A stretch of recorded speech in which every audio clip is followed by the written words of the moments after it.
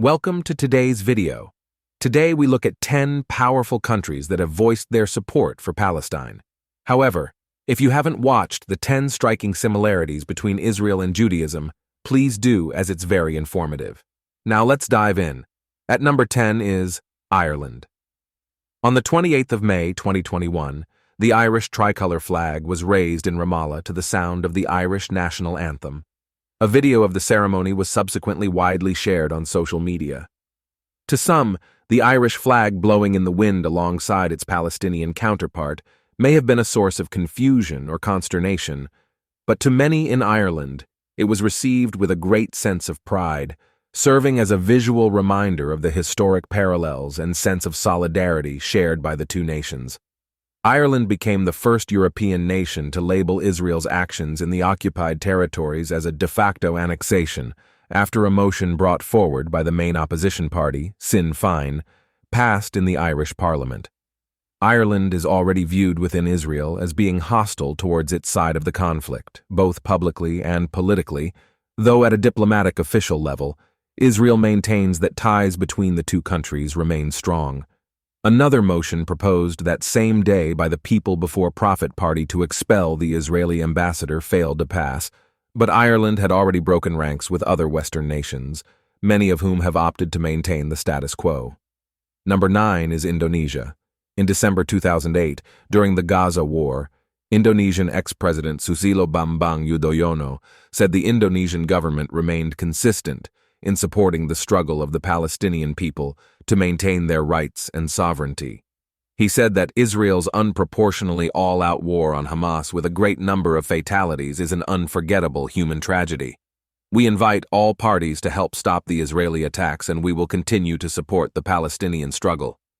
The current president, Joko Widodo, has also openly condemned Israeli forces and the violence against Palestinians, as he is urging the UN Security Council to take measures against the repeated violations carried out by Israel toward Palestinians. Number 8 is Sweden. Sweden has been a long-standing supporter of Palestine. It was the first EU country to recognize Palestine as a state. The Swedish government's strategy for development cooperation with Palestine for 2020 to 2024 aims to improve the lives of people living in poverty and oppression in Palestine. Although it declared recently it's suspending its aid to Palestine following the Hamas attack on Israel. Margot Wallström, who was then the foreign minister of Sweden back in 2014, said, and I quote, "It's important steps that confirm Palestine's right to self-determination, and that today's recognition is a contribution to a better future for a region that has for too long been characterized by frozen negotiations, frustration, and destruction." Number 7 is Pakistan. Pakistan has been one of the leading nations that support Palestine. In a press statement released by Pakistan Ministry of Foreign Affairs said, "We call on the international community to come together for cessation of hostilities, protection of civilians, and for a lasting peace in the Middle East." Pakistan's caretaker foreign minister Jalil Abbas Gilani said Israel is committing genocide against the people of Palestine, whilst the former foreign minister Bilawal Bhutto Zardari raised his voice in support of Palestine during a mass rally. Number 6 is Qatar. Qatar also claimed that Israel is responsible for the event and called for the international community to take action against Israel, according to a press release from Qatar Ministry of Foreign Affairs. The statement read, "The Ministry of Foreign Affairs holds Israel solely responsible for the ongoing escalation due to its ongoing violations of the rights of the Palestinian people, the latest of which was the repeated incursions into Al-Aqsa Mosque under the protection of the Israeli police." The statement further said, "The ministry stresses the need for the international community to act urgently to compel Israel to stop its flagrant violations of international law, respect the resolutions of international legitimacy and the historical rights of the Palestinian people, and to prevent these events from being used as a pretext to ignite a new asymmetric war against Palestinian civilians in Gaza." Number 5 is Saudi Arabia. Saudi Arabia has affirmed that the kingdom's support for the Palestinian people stems from its deep belief in the importance of the Palestinian cause, the permanent representative to the Organization of Islamic Cooperation said. Dr. Saleh al-Suhaibani said that the cause represented the main pillar of the OIC's work an important axis of its interests, and a sense of duty dictated by its firm belief, conscience, and affiliation to its Arab and Islamic nation, the Saudi press agency reported. He reiterated the kingdom's call for the need to intensify international efforts to end the conflict, enhance the stability of the entire region, and the Palestinian people who, unfortunately, still suffer from obtaining legitimate rights. His comments came during an extraordinary meeting of the open-ended executive committee in Jeddah to discuss the Israeli attacks on the Al-Aqsa Mosque, held at the request of the Palestinian and Jordanian delegations and in coordination and consultation with Saudi Arabia, the current OIC summit chairman and chairman of the executive committee. Number 4 is Iran. Iran's supreme leader Ayatollah Ali Khamenei has accused Israel of carrying out a genocide against Palestinians in Gaza and warned Israel that it must pull back from its attacks on the besieged territory.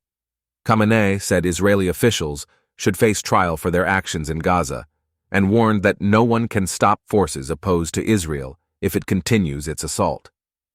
If the crimes of the Zionist Israeli regime continue, Muslims and resistance forces will become impatient, and no one can stop them, Khamenei said. The bombardment of Gaza must stop immediately. Iranian officials often use the term axis of resistance to refer to a network of Iran-backed armed groups throughout the region that includes Hezbollah in Lebanon. The Iranian Foreign Minister Hossein Amir Abdollahian also referred to his recent meeting with the leaders of Hezbollah, Hamas, and Islamic Jihad, as well as regional leaders, and the talks over the recent developments in Palestine and Gaza, saying the U.S. advises the other sides to exercise restraint, but it is standing by the Zionist regime against the Palestinian people and the oppressed citizens of Gaza. Hossein Amir Abdollahian further stressed the need for joint efforts by Muslim countries to end the ongoing war crimes and genocidal acts by the Zionist regime against the people of Gaza. Number 3 is Egypt. Egypt has always been the largest supporter of the Palestinian cause, asserts Karim Darwish, chairman of the Foreign Relations Committee in the House of Representatives. His voice echoes the sentiment that has been ingrained in the country's political ethos for decades. He speaks of the historical rights of Palestinians, their right to establish an independent state with East Jerusalem as its capital. This isn't mere rhetoric. It's a conviction that resonates through the soul of Egypt. The ancient Nile, a river that has silently witnessed countless historical events, flows steadily through the heart of Cairo, Egypt's bustling capital. On its banks, the political discourse pulsates with a fervor as intense as the mighty river itself. At the epicenter of this discourse is a cause that Egypt has consistently championed: the rights of Palestinians. Number 2 is Turkey. President Recep Tayyip Erdogan has stated that Turkey will continue to support the Palestinian cause despite developing ties with Israel. However, Turkey's support for Palestine has also led to diplomatic tensions with Israel.